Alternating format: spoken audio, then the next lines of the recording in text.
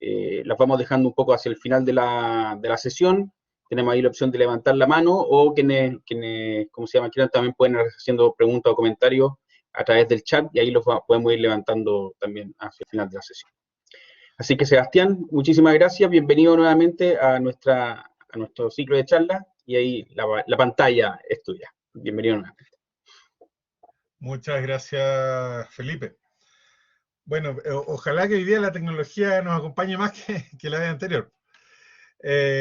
Hoy día voy a hablar del arte, ¿no? El arte y la verdad y el destino del hombre, ¿no? Que es un tema muy interesante. Así como en la clase anterior nos centramos en...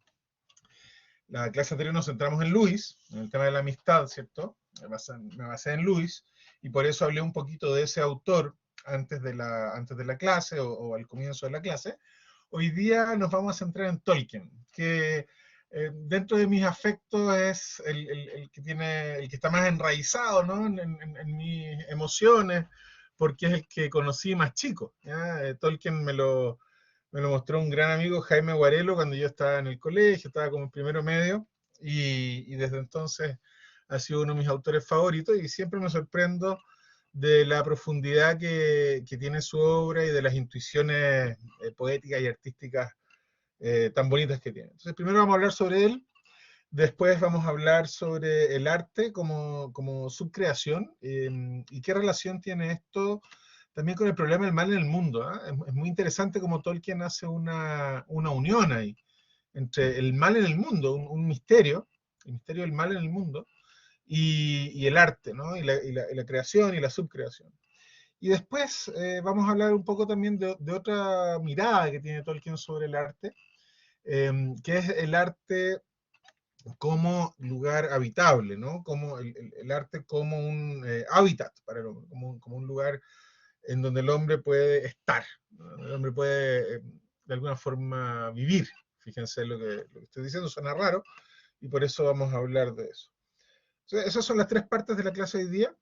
Respecto a lo de las preguntas, por favor, también si quieren hacer preguntas durante la charla, yo no tengo problema en irlas respondiendo en la medida en que yo vea que van teniendo que ver o que yo las puedo de alguna forma reconducir o incluir más o menos en lo que voy diciendo, digamos, en lo central. Y si no, la respondemos al final. Pues ahí les pido que si no la respondí durante la charla, me la repitan al final, pero yo feliz respondo durante también. Es bien entretenido cuando se va dando ese diálogo, que la sesión anterior no se pudo dar por circunstancias tecnológicas, ¿no? Pero que ahora espero que sea un poquito más fluido. Pero de Tolkien, primero entonces voy a decir algunas pocas cosas. Como les decía la otra vez, yo creo que ahora no vale la pena hacer biografías completas en este tipo de instancias.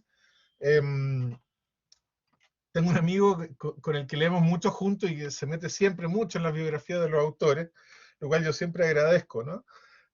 Pero ahora yo quiero decir algunas cosas de la biografía de Tolkien que son interesantes. Primero, situarlo temporalmente, ¿no? Él nació en 1892, a principios de 1892, el 3 de enero, en Bloemfontein, en Sudáfrica. ¿Ya? Él no es sudafricano, es inglés. Su papá de familia alemana, antepasados alemanes, sin embargo ingleses hace un par de generaciones, antes de John Tolkien, de nuestro autor, vivía en Sudáfrica, pero era en inglés, y su mamá también, la señora del papá de Tolkien, ¿cierto? También era inglesa. Ambos vivían en Sudáfrica por un tema de trabajo del papá. El papá se murió cuando era muy chico, y tuvieron que volver a Inglaterra, y Tolkien vivió su infancia, digamos, de la que él tiene memoria, casi completa en Inglaterra. En Sudáfrica le pasaron pocas cosas importantes. Una de ellas es que lo picó una araña. Para cualquiera que haya visto la obra de Tolkien sabe que eso, lo picó una araña, estuvo a punto de morirse, ¿no? Una araña venenosa, tuvo 3 o 4 días con mucha fiebre, muy enfermo, cuando era muy chiquitito. Entonces parece que hay algunos que dicen por ahí que él siempre por eso mantuvo esa enemistad tan conocida con las arañas, ¿no? Pero son cosas anecdóticas. La verdad es que él fue inglés, vivió siempre viendo a su mamá. Además, su mamá se convirtió del protestantismo, del anglicanismo, ¿cierto?, al catolicismo. Entonces, por una cosa de creencia religiosa, estuvo dispuesta a cortar relaciones con su familia. Ustedes se podrán imaginar hace un siglo y tanto atrás, el tema de la religión era bastante importante en la vida social y ella ¿sí? Ella al cambiarse de religión, ¿cierto? Del anglicanismo al catolicismo, sufrió bastante, por otro lado recibió ayuda de sacerdotes católicos en la educación de su hijo, quien estudió en un colegio jesuita, ¿no? Y finalmente, gracias a eso, también pudo optar a una beca para ir a estudiar a Oxford, beca que siempre estuvo a punto de perder porque él tenía intereses por un lado de los estudios, pero por otro lado se distraía con otro tipo de cosas hasta que encontró su vocación definitiva ahí en la filología, ¿cierto? En las letras. Ese es un poco su vida, su gran ejemplo fue su mamá, que además le contaba siempre muchos cuentos de hadas, ¿sí? La tradición de los cuentos nórdicos obviamente es muy importante en Inglaterra y el patrono de Inglaterra, ¿cierto? San Jorge mata al dragón, ¿no? Eso es en gran medida el esquema del cuento de hadas, etcétera, etcétera. Entonces, su primera infancia también tuvo que ver con eso gracias a su mamá. Le contaba él muchas historias. Chesterton dice, a propósito de contarle cuentos de hadas a los niños, ¿no? Dice, los niños no aprenden, esto estoy parafraseando de memoria, pero es más o menos así, los cuentos de hadas no le enseñan a los niños que existan dragones. Los cuentos de hadas le enseñan a los niños que los dragones pueden ser vencidos, ¿eh? Que ellos pueden derrotar a los dragones. Eso es, yo creo, algo que todos quienes eduquemos hijos tenemos que mostrarle a nuestros hijos que los dragones pueden ser vencidos, ¿no? Que los grandes enemigos, los grandes problemas, las grandes mentiras, los grandes males en nuestras vidas se pueden vencer. Eh, a veces con ayuda, como en los cuentos de hadas, ¿cierto? Siempre hay alguien que necesita ayuda, necesita ser salvado por otro. Otras veces con grandes actos de valentía, pero el bien puede siempre prevalecer. Esa es la gran enseñanza de los cuentos de hadas, ¿no? Bueno, en fin, John gozó de eso con su mamá y después siempre tuvo un amor muy grande por los mitos de los anglos y digamos, los mitos germánicos y los mitos artúricos, ¿no? Que eran los mitos propiamente ingleses, las leyendas del rey Arturo y sus camaradas, ¿no? De alguna forma fueron moldeando su cabeza y definiendo sus gustos. Además, él siempre tuvo un gusto por los idiomas. ¿Ya? En su infancia siempre se entretenía él junto a sus amigos y su hermano haciendo idiomas inventados. El primer idioma que él hizo, fíjense, lo obtuvo modificando el castellano. Así que ahí tenemos una pequeña parte en la infancia de Tolkien, ¿no? Fue nuestro idioma a partir del cual él hizo su primer idioma imaginario, el castellano, el español que nosotros hablamos. Tolkien después, bueno, tuvo que pelear en la Primera Guerra Mundial, lo mandaron junto a muchas personas de su comarca, digamos, de su sector, con lo cual él vio morir a muchos de sus amigos, y él estaba en el hospital con fiebre trinchera, entonces no podía pelear, pero la fiebre trinchera era bastante fuerte, entonces tampoco, no se podía ir, no podía pelear, y él veía cómo llegaban mutilados y a morirse algunos de sus mejores amigos. Siempre entonces odió mucho la guerra y sobre todo las máquinas de guerra. ¿Ya? De su paso por la Primera Guerra Mundial le quedó negativamente esa impresión de la guerra y de las máquinas, ¿no? Que él vio con tanto espanto cómo se transformaban en instrumentos de masacre. Y además él vio que la guerra, claro, necesitaban grandes generales, necesitaban al rey, necesitaban los estrategas, pero también la guerra era la hora del valor de los soldados de pie, ¿cierto? La hora del valor de los pequeños, la hora del valor de los que entre todos ganaban esa guerra. Ustedes tienen que pensar que la campaña de Francia, digamos, fue una campaña tremendamente laboriosa, tremendamente cruel, y en la cual los hombres tenían que soportar unas condiciones verdaderamente difíciles para poder seguir avanzando y derrotar finalmente al enemigo de Inglaterra, que era Alemania, ¿no? Eso es más o menos lo que uno puede decir de la juventud de Tolkien. bueno, después se hizo profesor, fue uno de los mejores profesores de letras antiguas inglesas, ¿cierto? De anglosajón, de filología, de letras antiguas inglesas de Oxford, de la Universidad de Oxford. Y él hizo clases muchos años ahí y también era traductor de obras y ejercía trabajo académico, eso, parte de su vida que no se conoce tanto, se conoce más su vida como novelista, pero él fue profesor universitario y uno de los profesores más importantes en su rubro, ¿no? en su área, por decirlo así, del conocimiento.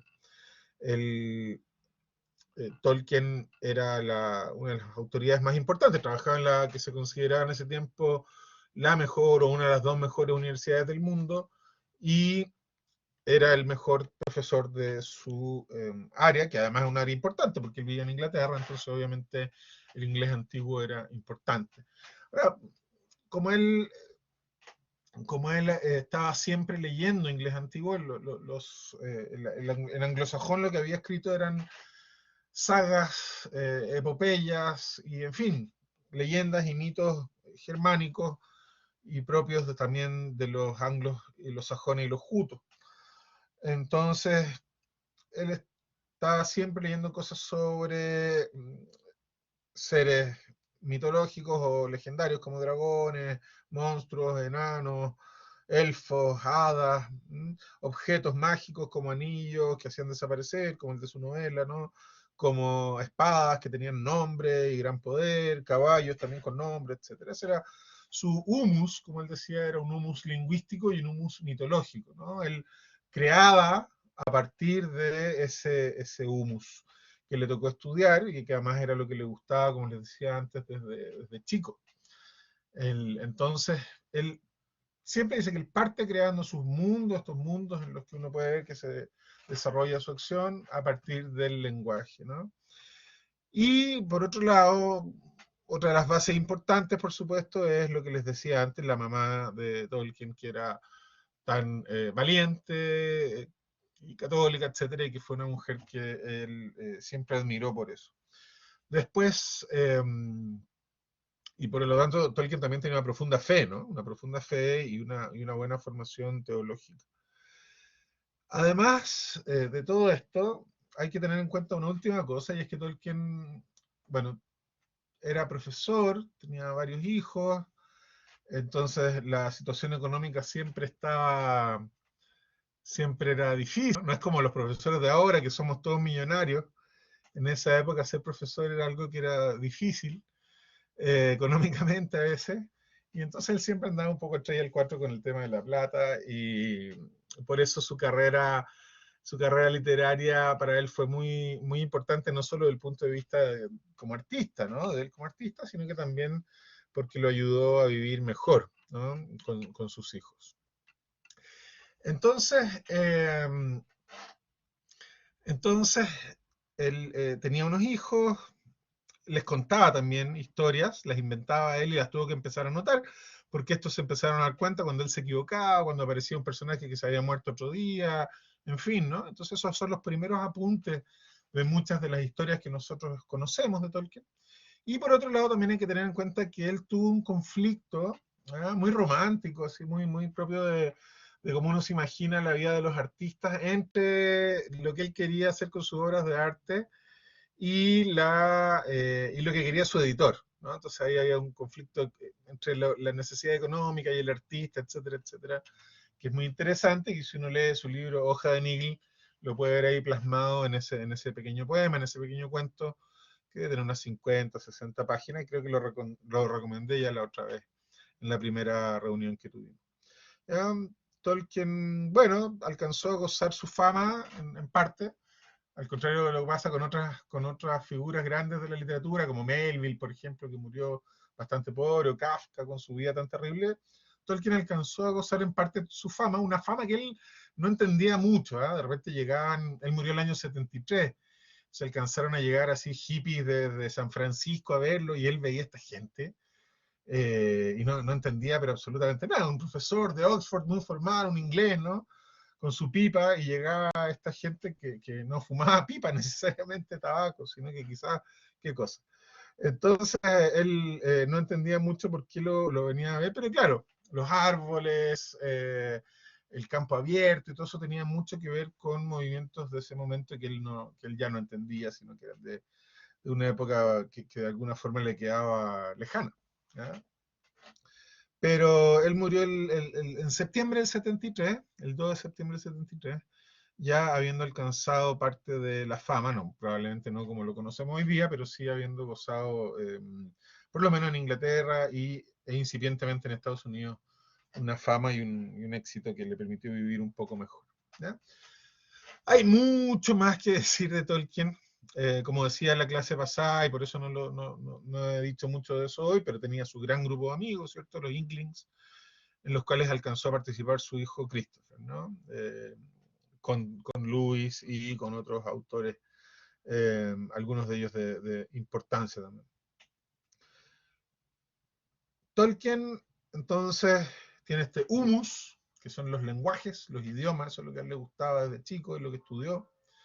Tolkien es un profundo católico, ¿no? Es muy importante para entender su obra. Él no quiere hacer, él se enojaba con Lewis, ¿no? Tolkien se enojaba con Lewis porque hacía alegorías muy evidentes, ¿no? Tolkien decía, claro, tiene que haber un significado alegórico en los poemas, pero no podemos tratar de reemplazar el Evangelio, ¿no? O lo que sea. Entonces tuvieron ahí discusiones bastante graves con Lewis, incluso se enojaron en alguna época por eso, se dice, ¿no? Eso ya es como parte de la prensa amarilla de la historia de la literatura, la verdad es que importa bien poco, pero les importaba a ellos, ¿no? El tema de la alegoría. Y Luis lo hacía muy evidente, Tolkien decía, yo voy a escribir, me van a salir cosas cristianas, ¿no? Es imposible que me aparezcan cosas budistas, hinduistas o animistas si yo soy católico, pero yo no estoy reescribiendo el Evangelio ni haciendo unas cuestiones como para alegoría, digamos, sino que va a tener un significado alegórico porque yo soy un poeta y eso es mi origen, mi tierra, mi sustento espiritual. Entonces, y sus amigos, ¿no? Y la amistad y su familia, eso es como de alguna forma el punto de partida de Tolkien como escritor. No sé si aquí voy a parar porque termino de hablar de Tolkien en este momento. No sé si alguien quiere hacer alguna pregunta, algún comentario en este momento, como antes de seguir. ¿Nadie? No. Bien. Entonces ahora vamos a hablar primero del arte como subcreación. Chesterton dice, gracias Alejandra, Chesterton dice en lo que estaba en el mundo, ¿cierto? Él dice, hay un capítulo que se llama Los enemigos de la propiedad, y él dice que si la alegría de Dios es crear desde la nada, la alegría del hombre es crear a partir de otras cosas, ¿sí? Dios crea ex nihilo, el hombre en cambio no, el hombre necesita de unas cosas previas para poder él, modificándolas, hacer sus propias creaciones, ¿no? Hacer sus propias creaciones. Y esa tesis de la subcreación, ¿cierto? De esta creación dentro de una creación mayor que le impone unos límites, es también la misma que nosotros podemos ver en Tolkien. Hay muchas veces en que nosotros podemos ver esto, pero yo quiero que nosotros sigamos un relato, ¿ya? Un relato que hace Tolkien, muy breve, que lo encontramos en un libro que es se llama El Silmarillion. Me imagino que a los que les gusta Tolkien lo habrán leído alguna vez, una compilación de relatos, una edición también que hizo su hijo Christopher, y que es parte importante del corpus, ¿cierto?, de la obra de Tolkien. Y al comienzo del Silmarillion está el Ainur Lindale, ¿cierto?, la canción de los Ainur, que es una creación. Es la creación del mundo de Tolkien, este mundo de fantasía que él creó a partir del idioma, todas estas cosas que hemos dicho. Él se imagina cómo fue creado, ¿no? Cómo fue creado. Y por supuesto, cuando nosotros leemos ese relato vamos a ver muchos ecos de relatos bíblicos, de otros relatos míticos de la creación, se pone un poco en ese tono, pero hay algunas originalidades respecto a esto, ¿eh? Vamos a leer unas citas, ahora sí las puede cargar, así que todo bastante más fácil. Pregunto, ¿se ve la diapositiva, la cita que estoy mostrando? ¿Sí? Perfecto, muchas gracias. Muchas gracias. Entonces, fíjense, dice, perfecto, perfecto, impecable, muchas gracias. Entonces dice, en el principio estaba Eru. ¿Ya? Eru y Ilúvatar son el mismo, ¿no? Por si acaso. Eru, el único que en Arda la tierra, llamado Ilúvatar. Y primero hizo los Ainur, los sagrados, que eran vástagos de su pensamiento, o sea, son como los ángeles, digamos, traduciéndolo a la mitología o al relato cristiano, que eran vástagos de su pensamiento y estuvieron con él antes que se hiciera alguna otra cosa. Y aquí está lo interesante, fíjense, les habló y les propuso temas de música, ¿ya? Cantaron ante él y él se sintió complacido. Entonces, ¿cómo empieza a organizarse la creación del mundo de Tolkien? ¿Cómo se imagina Tolkien la creación del mundo? Se lo imagina a través de la música. La música es un arte, ¿cierto? El arte más abstracto, ¿no? Es el arte más propiamente abstracto y más propiamente artístico, porque, porque es de alguna forma aquel en el cual el sonido no guarda una relación con la realidad al modo de la pintura, en que nosotros podemos copiar la realidad, o de la escultura, ¿no? O incluso de la danza, en que podemos copiar la realidad, a menos que hagamos onomatopeyas o imitaciones directas, la música es un arte sumamente abstracto y es en ese arte muy abstracto en el cual Tolkien pone el tema de la creación, ¿no? La creación es es con forma de arte, con una forma artística, ¿sí? Eso es lo primero que llama la atención y que es distinto a los mitos que nosotros normalmente podemos leer. La creación es en la música, en la música. Entonces aquí al arte, a la creación artística, estética, entonces Tolkien le está dando un lugar preponderante, un lugar muy importante dentro de el tema de la creación, va a ser lo estético, va a ser fundamental, ¿no? Entonces, bueno, estaba Eru el único, creó a estos Ainur, que eran los ángeles, y les propone temas de música a cada uno, ¿eh? A cada uno por separado, y después les va a pedir que canten juntos. Miren ustedes. ¿Ah? Nos saltamos un poquito, ¿no? Es un picoteado, son citas que he extraído del relato. Pero entonces les dijo Ilúvatar, acuérdense que Ilúvatar es Dios, ¿cierto? Del tema que os he comunicado, quiero ahora que hagáis juntos y en armonía una gran música. ¿Ya? Entonces, lo primero que hay que ver es que primero les comunica a cada uno su propia naturaleza, su propio modo de operar, su propio modo de ser. A cada uno le da su personalidad, por decirlo así. Pero después le dice, quiero que hagan todos juntos una gran música, ¿no? Como una sinfonía, si me lo imagino yo, como muchos instrumentos tocando una gran armonía. Pero aquí una gran diferencia con la sinfonía. Dice, como os he inflamado con la llama imperecedera, es decir, con la libertad, ¿ah? Con ese movimiento que aparece desde dentro de ellos, a diferencia de otras cosas que solamente se mueven desde fuera, los Ainur están verdaderamente moviéndose desde sí mismos, ¿no? Como os he inflamado con la llama imperecedera, mostraréis vuestros poderes en el adorno de este tema mismo, cada cual con sus propios pensamientos y recursos, si así le place. Entonces, cada uno con su inteligencia y en la medida en que quiera, inteligencia y voluntad, ¿cierto? Van a estar adornando libremente esa gran música, esa gran sinfonía.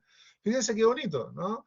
Le estoy dando una armonía, cada uno opera como tiene que operar, cada uno tiene una naturaleza, un papel, un modo que yo le he dado, pero a la vez tienen libertad y lo pueden interpretar como quieran, ¿no? Porque ustedes son verdaderos artistas. Yo me sentaré y escucharé y será de mi agrado que por medio de vosotros una gran belleza despierte en canción. ¿Ya? Entonces aquí el fin primero que propone Dios a estos ángeles que están encargados de la creación, fíjese que eso es bien distinto al modo cristiano, ¿no? Hay cosas que se parecen y cosas que no se parecen. Esta creación que les ha sido encargada, esta acción que les ha sido encargada, entonces tiene como primer fin la belleza, ¿cierto? El resplandor de la forma, y que las cosas se noten como son en verdad y que sean bellas, bellas. ¿sí? Pero, por supuesto, como en todo mito de creación, surge un malulo, ¿no? A medida que el tema prosperaba, nació un deseo en el corazón de Melkor. Melkor, por supuesto, es el más inteligente, el más poderoso, el más sabio, el más hábil, el mejor y el más bello de los Ainur, ¿cierto? De estos ángeles. O sea, el corazón de este que es casi el mejor de todos, digamos, nace un deseo que es entretejer asuntos de su propia imaginación, ya, hasta ahí ningún problema, tenían permiso para eso, que no se acordaban con el tema de Ilúvatar, porque intentaba así acrecentar el poder y la gloria de la parte que le había sido asignada. Fíjense, fíjense, no acepta, no acepta Melkor lo que le manda entonces su creador, no acepta su propia parte, sino que se rebela contra ella y entonces intenta hacer cosas que no se acuerdan, ¿cierto? Que no están acordadas con el tema de Ilúvatar, sino que son discordantes, ¿no? Así entra entonces, así entra la discordancia a la música, ¿ah? Porque hay alguien que quiere, hay uno de ellos, el mejor de ellos, que quiere acrecentar el poder y la gloria de su propia parte, no se conforma con su parte, sino que quiere más poder y más gloria. Melkor entretejió algunos de estos pensamientos en la música e inmediatamente una discordancia se alzó en torno. Y muchos de los que estaban cerca se desalentaron, se les confundió el pensamiento y la música vaciló, ¿cierto? La música dudó, ¿no? En ese sentido, no siguieron adelante, se empezaron a quedar callados, no sabían qué hacer. Algunos se unieron a él y otros se desalentaron, se confundieron, ¿no?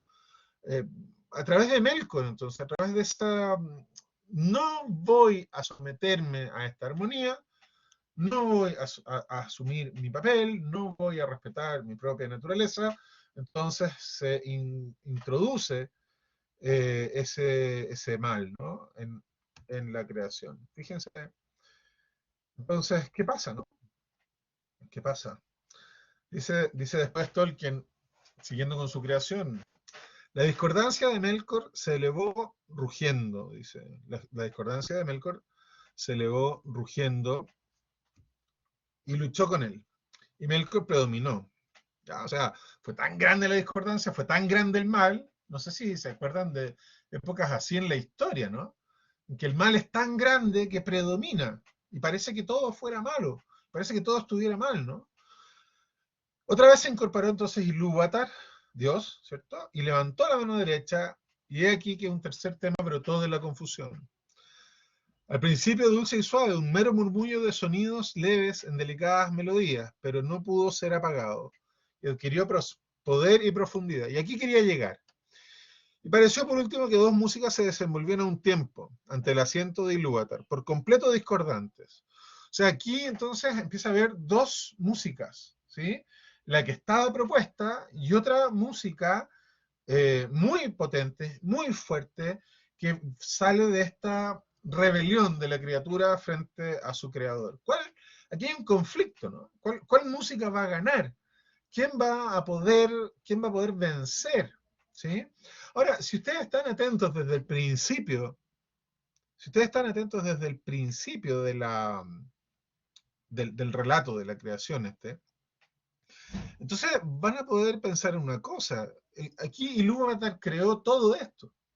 Le dio el poder, le dio la libertad, le dio los temas, la posibilidad de cantarlos, todo lo dio Ilúvatar a todos estos Ainur. Entonces, aunque aparentemente los, las melodías se enfrentan, ¿no? Si uno estuvo atento al comienzo de la creación, entonces uno sabe perfectamente que no hay ninguna manera en la que pueda ganar el propio Melkor, ¿sí? No, eso es algo imposible por la misma naturaleza de la contienda. Sin embargo, aquí, en este momento, en el relato están ambas ahí peleando.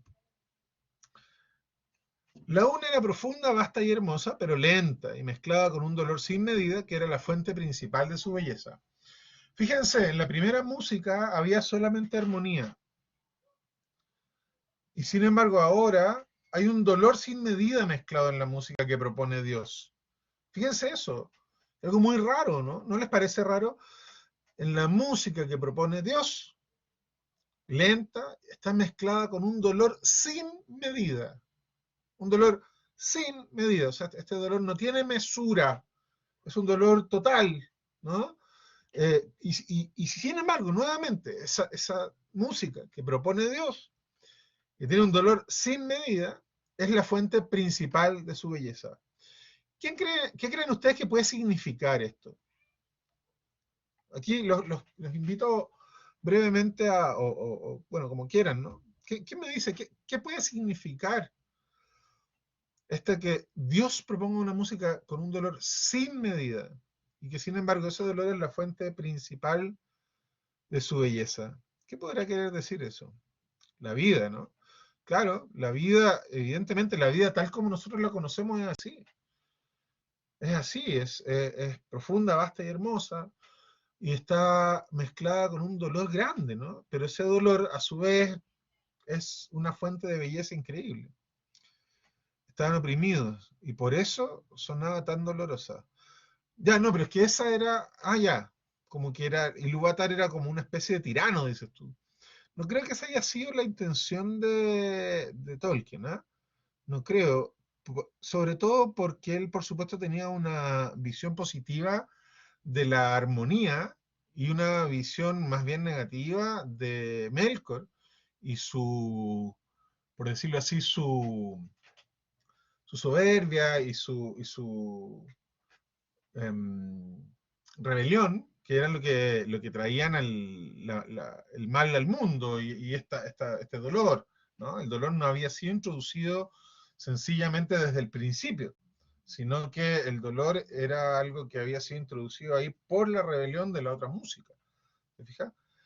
Y bueno, aquí se nota, fíjense, la música de Melkor era estridente, vana, infinitamente repetida y poco armónica, pues sonaba como un clamor de trompetas que bramaran unas pocas notas, todas al unísono. ¿Se fijan o no? Era precisamente la música del mal la que era repetida, la que bramaba pocas notas y siempre de la misma manera, era como cacofónica, ¿no? El mal, fíjense que siempre se repite más o menos del mismo modo. Hay, justamente tal como tú decías, un opresor, hay justamente alguien que se aprovecha de su poder para lograr satisfacer sus deseos, sus apetitos desordenadamente. Si ustedes ven todos los momentos del mundo en los cuales hay mal, predomina el mal, en el fondo siempre es del mismo modo, es un momento en el cual los que tienen el poder se dejan llevar por sus apetitos más, de la forma más desordenada.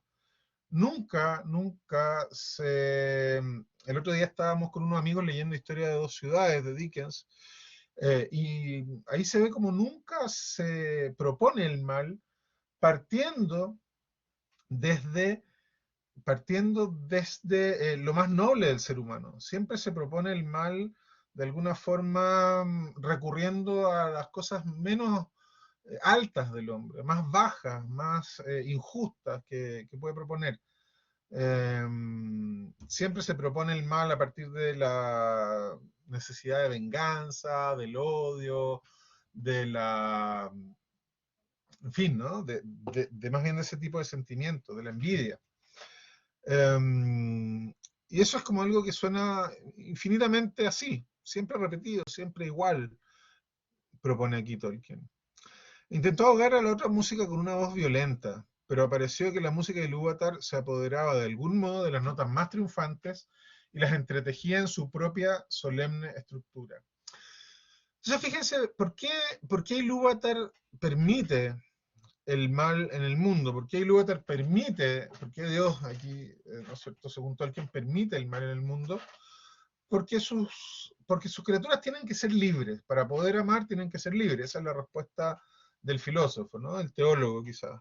Para que haya libertad, tiene que ser posible que las criaturas elijan el mal, ¿sí? Elijan desordenadamente. Pero aquí hay otra respuesta que se añade a esa respuesta tan intelectual, a esa respuesta tan clara, tan, digamos, está bien, ¿no? Esa respuesta está perfecta, Tolkien la incluye. Melkor elige otra cosa, no elige la armonía, y de ahí surge ese mal.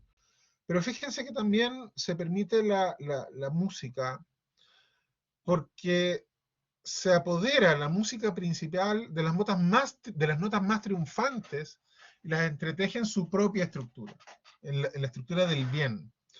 Entonces ustedes piensan en cualquier sacrificio hermoso, ¿no? Por ejemplo, el sacrificio de un padre por su hijo, sacrificio de alguien que tiene que trabajar infinitamente por otro, el sacrificio de alguien que da su vida para que a otra persona no le pase algo malo, el sacrificio de alguien que por cumplir su deber está dispuesto prácticamente no a vivir su propia vida, en fin, ¿no?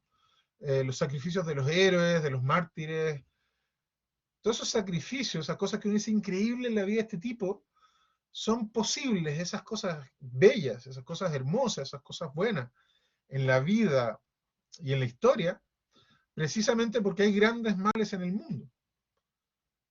Fíjense cómo es eso, o sea, Tolkien está diciendo, sí, el mal en el mundo está ahí porque la criatura es libre y puede elegir el mal, ¿de acuerdo? Perfecto. Pero a la vez está diciendo, miren, si no estuviera este mal en el mundo, no serían posibles todos estos otros grandes bienes, todos estos grandes actos heroicos, todos estos grandes actos de martirio, ¿no? Todos estos grandes actos de santidad, todos estos grandes actos eh, de bien, que necesitan de alguna manera, para hacer esos actos concretos, obviamente, de ese mal. Si no hubiera habido mal, hubiese sido el bien de otra forma, más perfecta, pero ya que está el mal ahí, el mal de todas formas se ve como entretejido en los designios de Dios. Entonces, todos esos males que llegan a nosotros, ¿sí? Un cristiano diría, la providencia los pone ahí para que sean posibles grandes bienes. ¿Sí? Eh, bien, entonces, ¿qué es lo que tenemos acá? Tenemos primero el arte como una subcreación, ¿cierto? El arte, la música, se nos presentan aquí como algo que se nos propone por nuestra naturaleza. ¿Mm? El arte es algo que se nos propone por nuestra naturaleza, somos capaces de crear, de reinterpretar, de hacer a partir de lo que nos ha sido dado, pero en la medida en que queramos rebelarnos contra ese Ilúvatar, ¿no? Rebelarnos contra nuestra propia naturaleza, entonces obviamente va a entrar el mal en el mundo, va a dejar de existir esa armonía y de alguna manera vamos a romper con esa naturaleza que nos ha sido entregada. Pero eso, si bien es cierto, deja entrar el mal en el mundo y no puede ser de otra cosa porque nosotros lo podemos querer, nosotros podemos querer ese mal. Por otro lado, también es posible que a partir de eso se produzcan grandes, grandes bienes. ¿Sí? ¿Hasta acá alguna pregunta? ¿Algún comentario? ¿Alguien me quiere pegar un combo? No sé, ¿quién no está de acuerdo? ¿No?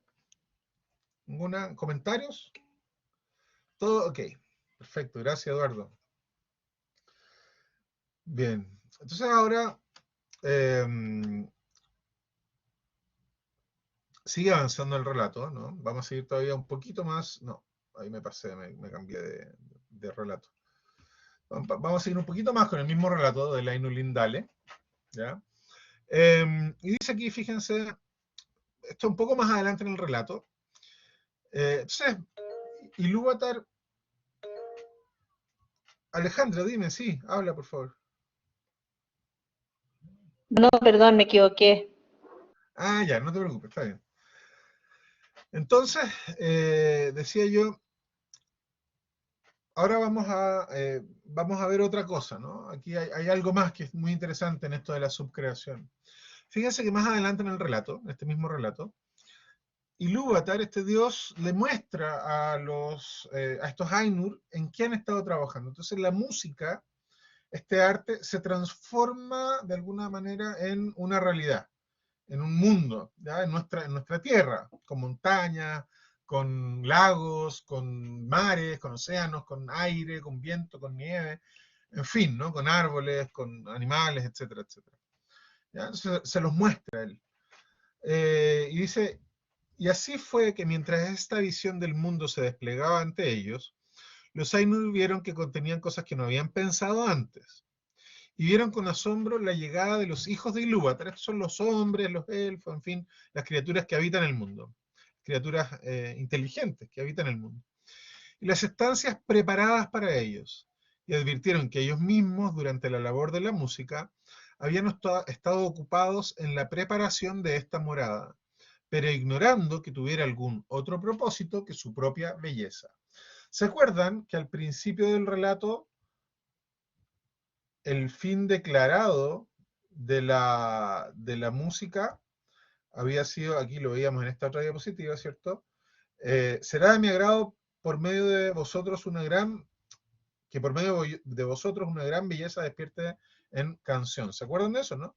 Esa era la finalidad declarada, ¿no? de esta creación, la belleza, el resplandor de la verdad ahí, cómo la cosa se veía clara y verdadera. Pero un poquito, por favor, te respondo al tiro eso.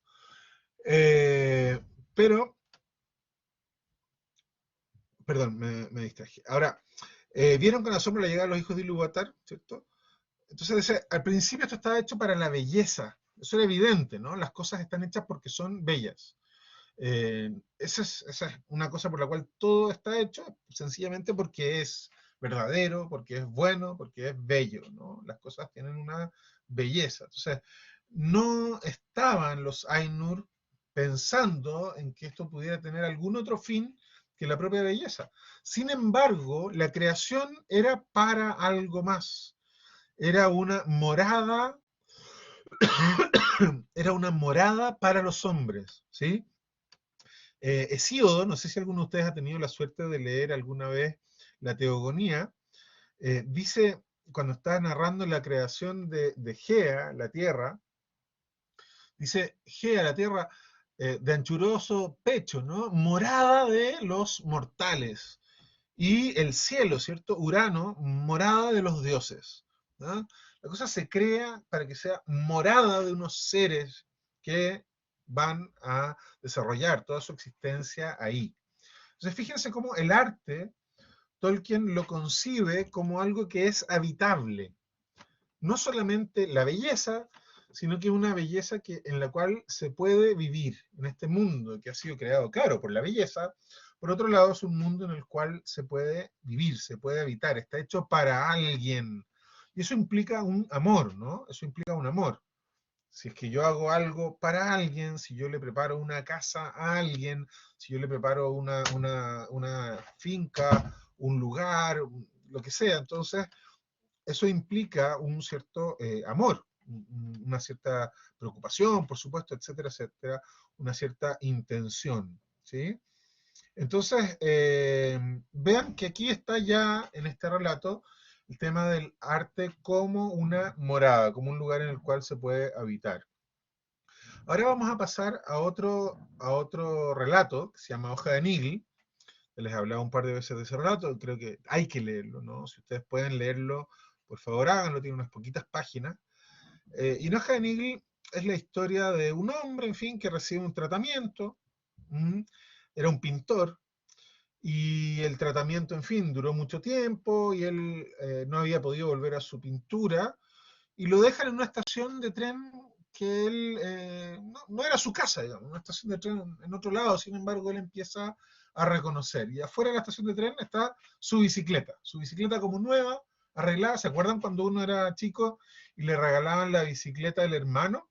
Pero arregladita, así, impecable. ¿Ah? A mí nunca me tocó porque yo era el mayor.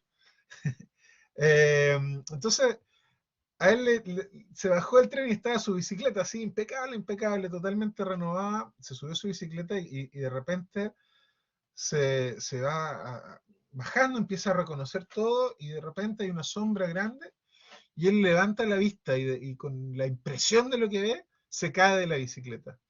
Porque su pintura, que era una pintura sobre un gran árbol, era una pintura de un gran árbol, se la encuentra ahí. Miren, Nigel levantó la vista y se cayó de la bicicleta. Ante él se encontraba el árbol, su árbol, ya terminado. Si tal cosa puede afirmarse de un árbol que está vivo, cuyas hojas nacen, cuyas ramas crecen y se mecen en aquel aire que Nigel tantas veces había imaginado y que tantas veces había intentado en vano captar. Claro, pintar el aire medio difícil. Fíjense entonces cómo aquí Tolkien, ¿qué está planteando? Está planteando que el propio Nigel, un pintor, después de este tratamiento, en fin, después de todo este tiempo que estuvo encerrado en una especie de hospital, cárcel, etcétera, llegó a su propio lugar, al lugar que él se había imaginado, al lugar de su pintura, pero físico, con el árbol ahí. ¿Ah? Después sigue el relato, ¿no? Dice que empieza a reconocer cada pequeña hoja, cada pequeño rasgo, el pasto, las ondulaciones del terreno, empieza a reconocer todo, y que era propiamente su pintura. ¿Qué quiere decir esto? ¿Qué quiere decir esto, les pregunto yo? Que una obra de arte se puede habitar. Fíjense que nosotros lo hemos hecho muchas veces. ¿Ya? Muchas veces. Me acuerdo cuando era chico, yo esperaba muchas veces que mi papá me contara historias de Sinbad el Marino. Tenía como 5 años y él, yo no sé si él lo sabe, pero él de alguna forma me inició en todo el tema de la literatura, en todo lo que me gusta ahora, en todo lo que trabajo, contándome historias de Sinbad el Marino. ¿Y por qué me gustaba estar ahí escuchando esas historias de Sinbad el Marino? Porque durante un rato uno estaba ahí, uno estaba con el ave rock, y uno estaba con, en fin, las serpientes y la isla de los cristales, y uno estaba en el barco, y uno veía el ave fénix, ¿no? Y todas esas cosas que pasan en Sinbad el Marino. Y ahí entonces, eh, claro, ya puede ser. Sí, podría ser que es una subcreación, Verónica. Pero como un trovador que está creando unas cosas que él es solo inspiración, fíjense. Eso es interesante. Lo que yo creo, fíjense, es que mientras uno está escuchando una canción, mientras uno está apreciando una sinfonía, mientras uno está metido en una pintura, mientras uno está, no sé, alguna vez se han puesto a mirar las Meninas de Velázquez, por ejemplo.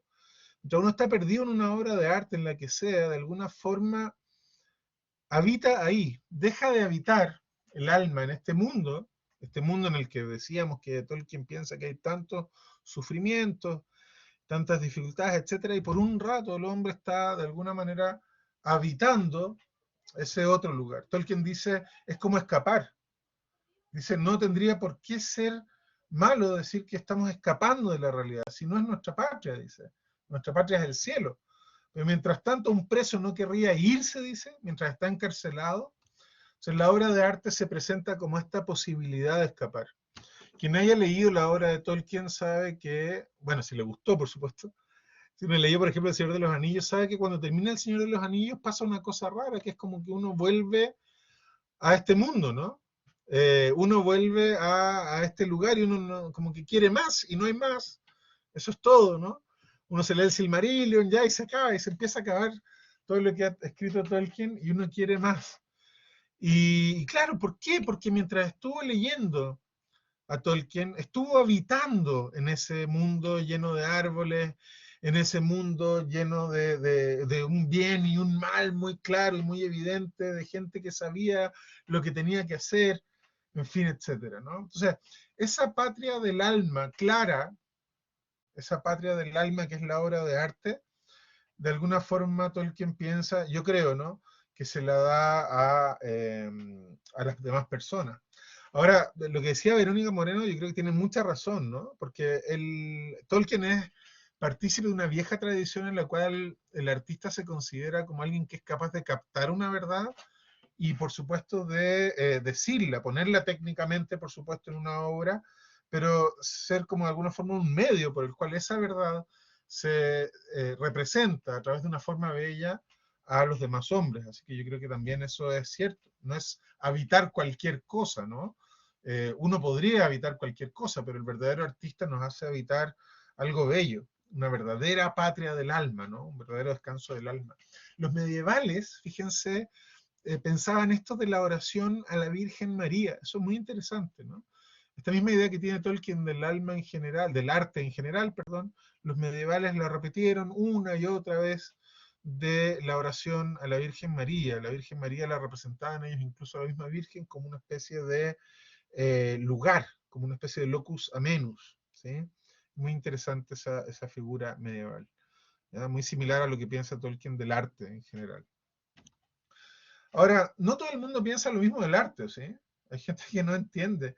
Yo tengo un conocido, un familiar más o menos lejano, que una vez me dijo, yo no entiendo, ¿para qué ustedes estudian filosofía y literatura? En el fondo son como una especie de parásitos, ¿no? Me dijo. Me acuerdo todavía íbamos en su camioneta, así que no me podía ni bajar. Estaba indignado. Yo, no, mentira, me dan lo mismo esas cosas. Pero me decía, ustedes son como los parásitos de nosotros, los ingenieros, los trabajadores, que en verdad hacemos que este mundo ande, ¿no? Que este mundo funcione, que haya que comer. Bueno, por supuesto que es importante tener que comer, ¿no? Pero sin duda que la vida humana tiene no solamente lo que es necesario para la supervivencia, sino que también lo que es necesario para vivir plenamente en la humanidad, como decíamos la clase, claro, la clase pasada decíamos respecto a la amistad, claro, nadie necesita la amistad para sobrevivir, pero qué bonita es la vida para alguien que tiene amigos, ¿no? Efectivamente, sin la literatura, sin el arte, sin la música, nuestro mundo no es que no sería nada, pero sería un mundo muy gris, un mundo bastante inhumano, precisamente. De acuerdo contigo. Entonces, sería triste, sí, vacío, vacío en el sentido más tremendo de la palabra, ¿no? Eh, entonces, al final de Hoja de Nigel, Tolkien nos pone frente a estos personajes. Dice, hay un profesor, Atkins, ¿cierto?, que de alguna forma quiere defender un pedacito que se ha salvado de la obra de Nigel, como de vuelta en el mundo en el mundo, digámoslo así, real, ¿no? Quedó una hoja de Nigel, por eso el nombre del libro, y Atkins intenta defender esta obra, ¿no? Y Tompkins le dice, mire, ¿sabe lo que pasa? Esto no tiene utilidad práctica económica. Me atrevería a decir que se podría haber hecho de él un ser de alguna utilidad, si ustedes los maestros supiesen cuál es su obligación. Aquí nos pega un combo a los profesores también. Pero no lo saben. Y así nos encontramos con inútiles como este. Si yo mandase en este país, les pondría a él y a los de su clase a trabajar en algo apropiado para ellos, lavando platos en la cocina comunal o algo por el estilo, y me preocuparía que lo hiciesen bien, o los pondría en la calle. ¿Ah? Claro, se podría hacer de este montón de gente que se dedica a estas cosas tan raras, por último podrían lavar platos, ¿no? Porque esto no sirve para nada, dice Tompkins. Y bueno, obviamente no es así, obviamente no es así. Y fíjense que lo que pasó finalmente con la pintura, fíjense que con la pintura de Nigel, ¿sabes lo que finalmente pasa? Que la gente va a vivir ahí. Miren, así termina esto. Dice, desde luego está resultando muy útil, dijo la segunda voz, como lugar de vacaciones y de descanso. Es magnífico para los convalecientes. Y no solo por eso. A muchos les resulta la mejor preparación para las montañas. En algunos casos logra maravillas. Cada vez envió más gente allí. Rara vez tienen que regresar.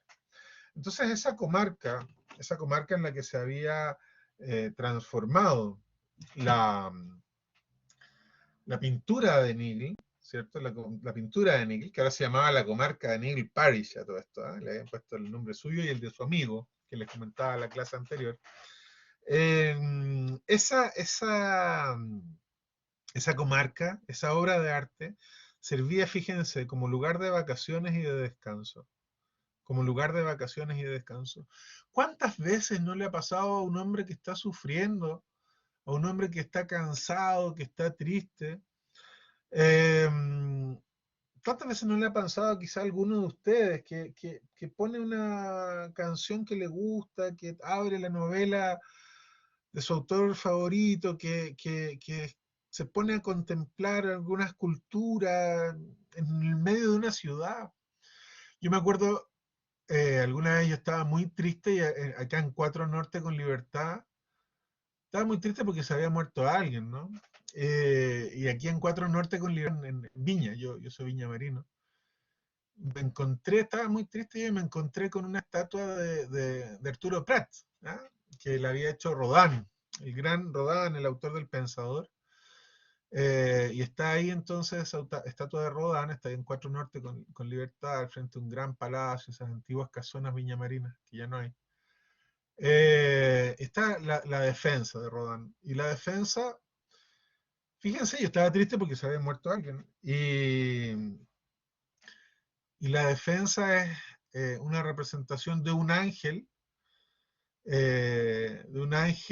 tomando el cuerpo de un hombre caído, ¿no? Un hombre que recién ha muerto. Imagínense todo el significado que puede tener eso, una contemplación así de un hombre que ha muerto para alguien que está triste como yo estaba. Uno descansa ahí. Ahí uno puede de alguna manera llevar el alma entonces a otra parte, abandonar esa tristeza o quizás contemplarla, quizás sufrirla, pero de alguna forma clara, de alguna forma evidente, de alguna forma más fácil de entender, se produce entonces el dejar de sufrir por ese minuto. Uh-huh. Bien, bueno, entonces les decía yo que es un lugar de vacaciones, es un lugar de descanso. El arte tiene esa finalidad. Fíjense que también es una utilidad social al final. Si uno lo piensa, el arte nunca lo pensaría Tolkien como algo útil, ¿no? Lo piensa, y si ustedes leen la hoja de Nigel se van a dar cuenta, como una pulsión del artista, como algo que el artista no puede dejar de decir, como algo que tiene que comunicar, que lo lleva adentro, pero se lo comunica a alguien.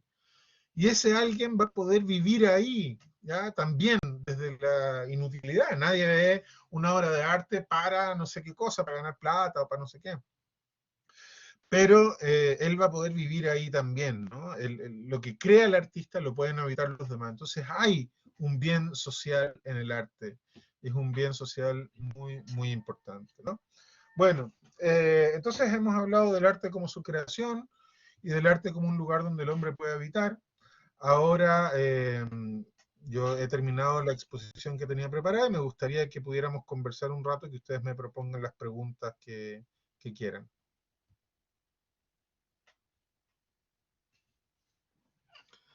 Por ahí está la Verónica Moreno, está Pablo Folegati, no sé si tienen preguntas. Y todos los demás, por supuesto, también.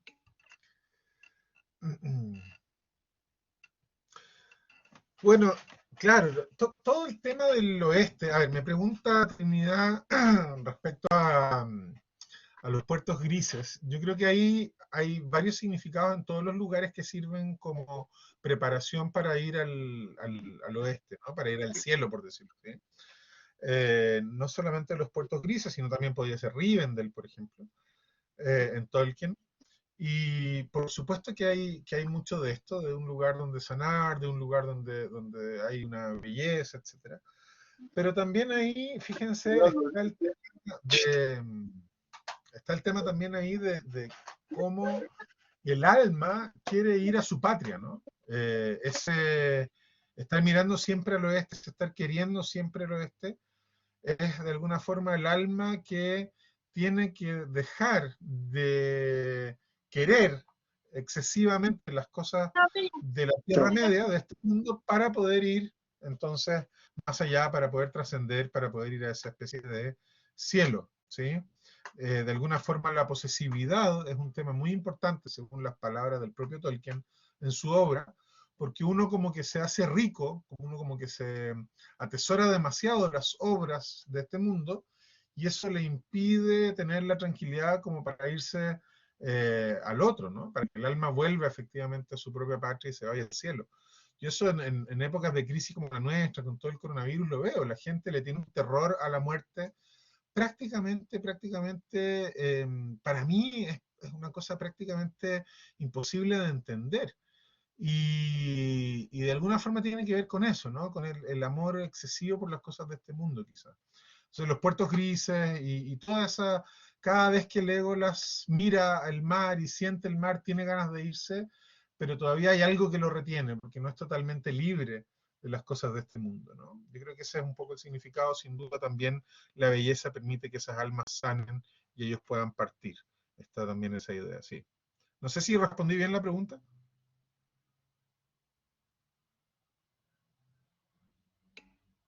Perfecto, gracias, Trini. De acuerdo, de nada, pues. ¿Alguna otra pregunta o comentario?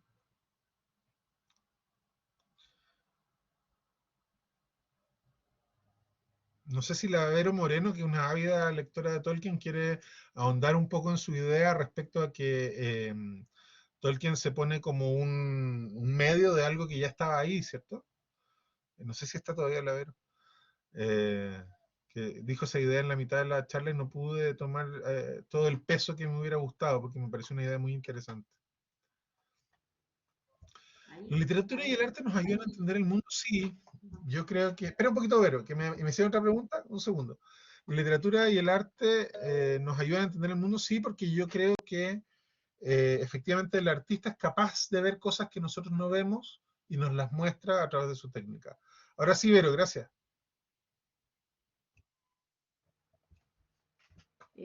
Se va un poquitito del tema central, pero pensando en los puertos grises, ¿podrá ser que también tiene alguna relación el tema de los cambios de las edades, primera edad, segunda edad, tercera edad?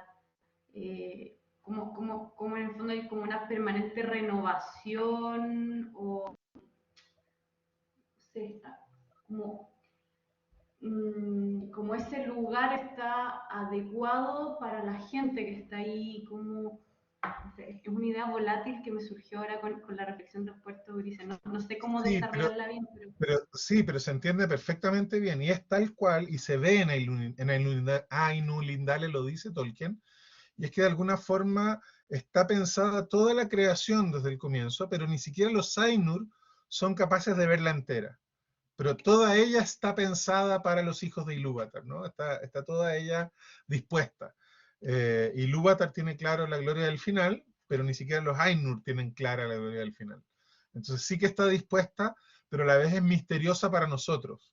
Nosotros sabemos que lo que esté en el mundo está dispuesto para nosotros. Yo por ejemplo, que tengo fe, soy católico, etc., sabemos que el mundo está dispuesto para nosotros, pero no sabemos muy bien cómo.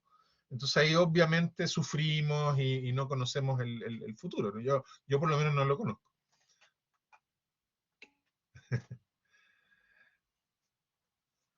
El arte tolkiano debe dar cobijo, claro, pero no lo digo yo, ojo, lo digo, lo dice Tolkien, ¿no? Él tiene un ensayo que ustedes lo pueden leer que se llama Sobre los cuentos de hadas, y ahí él efectivamente da esa visión sobre el arte. Él piensa que el arte tiene que entregar ese escape, ese cobijo, que es la patria del alma y que el alma quiere escapar para allá, porque obviamente en un mundo gris, triste, etcétera, es como de alguna forma a veces, obviamente depende del momento vital de cada uno, pero a veces se siente como un prisionero y el arte nos da ese cobijo, ¿no?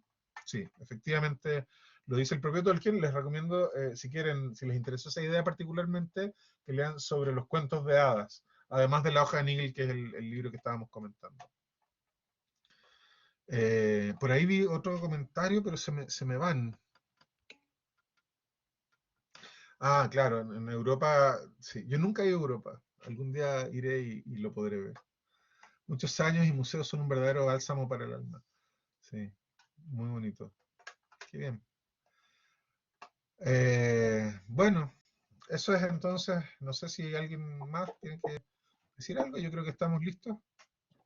Sí, yo voy a aprovechar también, profesor, de Sí, por hacer una supuesto. pregunta, que queda muy claro, finalmente, como bien dijeron algunos ahí, bueno, y lo expresó también usted, que esto Tolkien habla de todo esto de la creación para dar cobijo, pero habla también un poco, o sea, yo imagino que también es propio de quizás de su historia, como dijo usted, de su paso por la guerra, el quizás tener una mirada tanto como positiva como negativa del mundo, yo me imagino. O sea, él crea un mundo que logra cobijar, pero yo imagino que el sustrato, lo más profundo de este mundo inventado, tiene su asidero también en el mundo real, o sea, es el bien y es el mal, quizás por decirlo de alguna manera. Nos impulsa también Tolkien para llevar este bien hacia el mundo real, porque no, quizás, o solamente nos invita a cobijarnos finalmente. Sí, sí, bueno, ahí no hablamos de eso hoy día porque no era el tema que yo propuse, pero sin duda cuando uno lee El Hobbit, por ejemplo, uno ve un burgués como uno, ¿ya? Con su bodega llena de cerveza, todas las cositas ricas que tiene, y a este tipo, que además es un tipo chico, un hobbit, ¿no? Acuérdense cuando yo les decía quiénes ganaron la campaña en Francia, ¿no? En la Primera Guerra Mundial, los pequeños, ¿no? Este, un chiquitito, un hobbit, que se le dice, mira, sabes que yo te veo muy cómodo a ti, te veo muy cómodo con tu cerveza, con tu pan, con tu pipa y tu tabaco, etcétera. ¿Por qué no vas a cazar un dragón que probablemente te va a matar? Recorre nomás miles de kilómetros con gente que no conoces y anda a matar el dragón, ¿no? Eso es lo que se le propone. Ahora, ¿qué se le dice? Hay un tremendo tesoro detrás. Hay un tesoro incalculable detrás. O sea, obviamente, lo que nos está proponiendo Tolkien no es sencillamente quedarnos cobijados en la obra de arte, sino que es ir a matar el dragón, lo que yo les decía un poco al principio, ¿no? Los cuentos de hadas no le tienen que enseñar a los niños, y para el caso a los hombres adultos, ojalá también nos enseñen lo mismo, que existen los dragones, sino que los dragones pueden vencerse. Entonces, nosotros desde nuestra vida poltrona y aburguesada, debernos a algo más. ¿Ah? Los profesores, no sé si aquí hay profesores escuchándome, ojalá que haya varios que estén estudiando pedagogía o que estén en sus primeros años de pedagogía, pero los profesores tenemos que ir a matar tremendos dragones, ¿ya? Es un bien tremendamente difícil, es una carrera que es probablemente que uno muchas veces se ve como si estuviera perdido, pero que el tesoro que hay detrás es absolutamente grande, ¿no? Es una cosa realmente tremenda. Y eso se puede decir, por supuesto, también de todas las demás profesiones. Gracias, profesor. Hay otra pregunta ahí también. Sí, por favor. ¿Podría comentar sobre el carácter sinfónico de la belleza en el comienzo de Silmarillion? ¿Qué papel juega la magia en esta sinfonía? Yo creo que la magia ahí no era algo que estuviera planteado en el punto de lo que leí, ¿no? Armonía más que sinfonía, diría yo. Esa armonía, esa armonía tiene que ver con que cada parte tenía su propia naturaleza y todas juntas de alguna manera tienen que ver, interactúan unas con otras. Eso es lo que pasa en el mundo real, ¿no? Que si nosotros ponemos en juego nuestra naturaleza, la interacción con el mundo real es armoniosa. En cambio, si nos rebelamos contra nuestra propia naturaleza, esa interacción se hace de alguna forma más difícil, ¿sí? La magia aparece explicada en el Ainulindale, Lindale, pero digamos que la magia en Tolkien, cuando es magia buena, natural, es parte de la naturaleza de la cosa creada, ¿ya? Por ejemplo, Gandalf, que es un mago, es un Ainu, es uno de estos ángeles. Entonces él en su naturaleza tiene esa serie de poderes, etcétera, etcétera. Marca mucho los descansos durante el Señor de los Anillos, pero siempre después de momentos de grandes tribulaciones. Claro, es notable la imagen de Pippin y Merry fumando pipa en Isengard después de de la inundación, ¿no? Que hicieron los Ents. Entonces, efectivamente, eso pasa una y otra vez. Efectivamente, se marcan los descansos y siempre es después de grandes momentos. Menos al comienzo de la obra con la fiesta inolvidable, donde ahí obviamente está descansando todo el mundo desde el principio. Don Carlos, dígame. Profe, lo que estaba hablando usted en la charla, bueno, por un lado, muy bueno lo que da a expresarlo a todos los que estamos a lo mejor escuchándolo a su persona, y hay muchas cosas que son verdades de lo que usted habla, son ciertas. Una por los años que uno ha vivido también, y lo otro que, como decía usted antes, de las bicicletas, cuando uno era chico, ¿cierto? Se la regalaba a los hermanos, la pintaba, la arreglaba, la encachaba. Puta, el hermano era feliz con la bicicleta de uno, y uno se queda con una nueva. Pero también a uno le pasa que de repente regalaba una bicicleta, uno iba al supermercado, por ejemplo, y tu bicicleta me la robaron. Acá toda la bicicleta del hermano. Siempre pasaban cosas que uno a veces menos esperaban. Pero yo lo felicito por todo lo que usted lo ha dado a conocer, don Sebastián, Y agradezco de todo lo que uno nunca termina de seguir de aprendiendo en la vida, que eso es importante. Muchas gracias, don Carlos. Muchas gracias. Para servirle a Muy, usted, muy pues. amable. Y bueno, si os quiere, lo veremos en la próxima clase, pues. La próxima semana, así es. Bueno, Ya, pues, muchas profe, gracias. un abrazo grande y para servirle, pues. Igualmente. Tenga buena tarde. Igual. Igual. Nos estamos despidiendo entonces. Muchas gracias a todos y nos vemos la próxima semana. No sé, Luis, Felipe, si quieres decir algo más. Sí, nada, agradecerte nuevamente, Sebastián, por estar aquí con nosotros, a todos por su participación, por sus preguntas y comentarios, y dejarlos invitados a la próxima semana que ya vamos a hablar ya del el tema de la política, ahí con Chesterton. Así que todos cordialmente invitados para seguir participando, inviten también a sus seres queridos, a sus amistades, para que se sigan ahí deleitando de este encuentro, de este momento de conversación, que yo creo que es lo más rico y profundo que se da. Evidentemente aquí el profesor nos tiene mucho que comentar de la experiencia, pero yo creo que lo realmente rico es donde podemos encontrarnos finalmente y conversar sobre todo esto. Así que muchísimas gracias una vez más. Y desearle a todos que tengan una muy buena tarde y nos seguimos viendo ya, como decíamos, la próxima semana, el próximo martes, también a las 6 de la tarde, para seguir hablando ahí de estos tres grandes autores. Así que muchísimas gracias desde toda nuestra, ¿cómo se llama? Desde nuestra área de formación integral y la Academia de Humanidades de la Universidad de San Sebastián. Y eso, finalmente. Muchísimas gracias y nos vemos la próxima semana. Gracias. Igual, don Felipe, gracias a usted. Muy amable. Chao, Sebastián, un saludo.